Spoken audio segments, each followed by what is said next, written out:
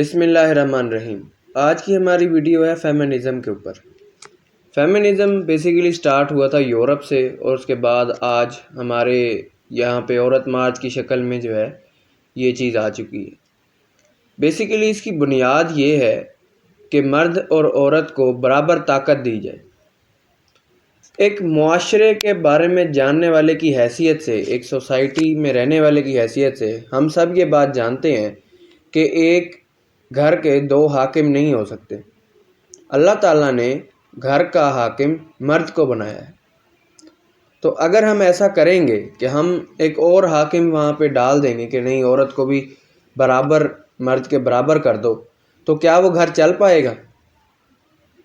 ظاہر سی بات ہے نہیں، کیونکہ اللہ تعالیٰ کے قانون کے خلاف جا رہے ہیں۔ اللہ تعالیٰ نے کہا کہ گھر کا ذمہ دار مرد ہے، ہم نے اللہ تعالیٰ کے قانون کو توڑا، ہم نے کہا نہیں عورت بھی ہے، تو کیا وہ گھر کا نظام چلے گا؟ اسی طرح اگر ایک گھر ہی نہیں چل سکتا تو پورا معاشرہ کیسے چل سکتا ہے؟ اگر ایک گھر ہی اس کرائٹیریا میں، اس قانون میں فٹ نہیں آ رہا تو پورا معاشرہ کیسے فٹ ہو سکتا ہے؟ اسی وجہ سے آج ہمارے معاشرے میں بہت ساری برائیوں نے جنم لے لیا، بہت ساری مسکنسیپشن نے، اور بہت سارے عجیب عجیب سے برگر ٹائپ لڑکے بھی اس قسم کی چیزوں میں شامل ہوتے ہیں۔ اور مجھے کوئی خاص اعتراض نہیں ہے اس چیز سے، بس صرف میں یہ کہنا چاہتا ہوں کہ دیکھیں، مرد کی کمپیریزن کرنے کا حق آپ کو اللہ تعالیٰ نے خود نہیں دیا ہے۔ اللہ تعالیٰ نے آدمی کا جسم اور طرح بنایا ہے، وہ محنت کرتا ہے۔ عورتوں کا جسم اس طرح کا نہیں ہوتا کہ وہ محنت کریں، ان کے اندر نزاکت ہوتی ہے۔ اسی طرح اللہ تعالیٰ نے یعنی کہ ہر چیز کو اس کی ایک آئیڈینٹی پہ بنایا ہے، اور جب ہم اس آئیڈینٹی کو چھیننے کی کوشش کرتے ہیں، ہم کسی کا اختیار چھیننے کی کوشش کرتے ہیں، تو الٹا ہمارے ہاتھ ہی کچھ نہیں آتا۔ ہم تو قانون آف نیچر کو اپنے ہاتھ میں لینے کی کوشش کر رہے ہیں۔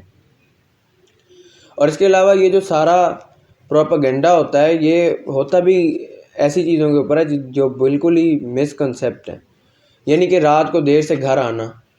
اب ذرا یہ دیکھیں کہ یہ جو فیمنسٹ سوچ ہوتی ہے، یہ کہتی ہے اگر مرد رات کو دیر سے گھر آئے تو عورت بھی رات کو دیر سے گھر آئے، اگر مرد کا کوئی افیئر ہے تو عورت کا بھی افیئر ہو۔